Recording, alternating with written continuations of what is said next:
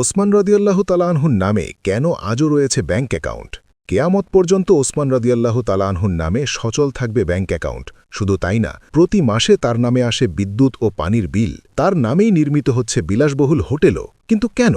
এর উত্তর খুঁজতে গেলে ফিরে তাকাতে হবে ১৪০০ বছর আগে। মহানবী সাল্লাল্লাহু আলাইহি ওয়াসাল্লাম মদিনায় হিজরতের পর সেখানে ছিল পানির খুব সংকট। কাছাকাছি একটিমাত্র কূপ ছিল, যা ছিল এক ইহুদি ব্যক্তির মালিকানায়। সেই ব্যক্তি কূপের পানি চড়া দামে মুসলিমদের কাছে বিক্রি করত। এমন পরিস্থিতি দেখে মহানবী সাল্লাল্লাহু আলাইহি ওয়াসাল্লাম ঘোষণা দিলেন, কেউ যদি মুসলিমদের জন্য এই কূপটা কিনে নেয়, আল্লাহ তাকে জান্নাতে একটি ঝর্ণা দান করবেন। ওসমান রাদিয়াল্লাহু তাআলা আনহু ছিলেন মক্কার অন্যতম সফল ধনী ব্যবসায়ী। তিনি এগিয়ে এলেন এবং বললেন, আমি কিনব এই কূপ।